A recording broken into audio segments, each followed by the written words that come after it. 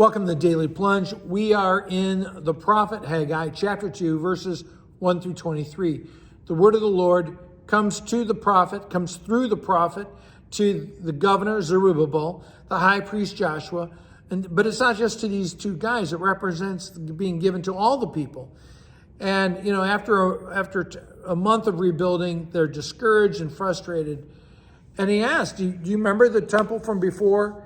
Its former glory. It was so luxurious. Well, it seems like what we're working on now is nothing. It seems foolish and weak, but the Lord is near. And the job of the rebuilding the temple, it appears impossible to these people. The magnitude and the difficulty of the job is overwhelming. But verse 4, be strong, you people of God, for I am with you. And the prophet is preaching the gospel. I am with you. I covenanted with you. I delivered you out of slavery in Egypt and out of the exile, even though that's implied. And I'm more powerful than any of the threats you're facing. My spirit, as it says, remains or abides with you. Don't be fearful. And they're obviously worried about money. How are we going to pay for this? Don't worry. I'll shake open the heavens and the earth. All the nations, I'll shake the nations. And the people in Jerusalem are going to see the fulfillment of this prophecy as the Emperor Darius begins to give them money to rebuild this temple. But it says the nations will display their submission by bringing precious things to the temple.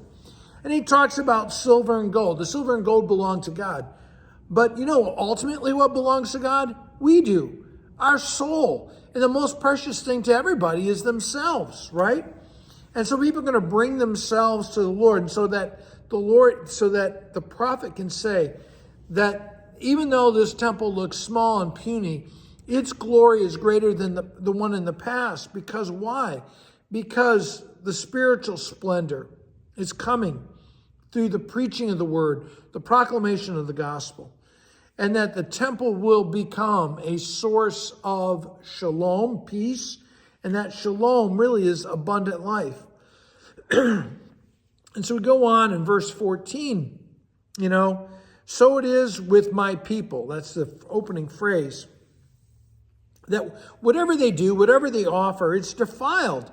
They're not able to get themselves out of this rut of unholiness, because so long as the temple remains unfinished, they're not cleansed. And it's not the temple, it's that God's presence is cleansing them. If you want to be pure, hurry up, rebuild the temple, dedicate yourselves to the Lord. Otherwise, you can't be made holy by your own efforts, because you're unclean. You pollute everything you touch, even the temple. You need to finish this job. Verses 15, 18, 19.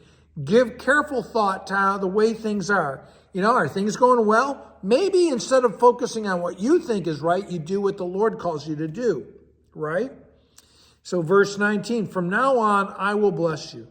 God's blessing will be with this community, which has displayed its obedience by laying the foundation of the temple. And from this day on, I will bless you. And they will prosper. And then we get to verse 20 through 23. The word of the Lord comes to Haggai to give to Zerubbabel, saying, I'm going to shake the heavens and earth. I'm going to overturn royal thrones and shatter foreign powers.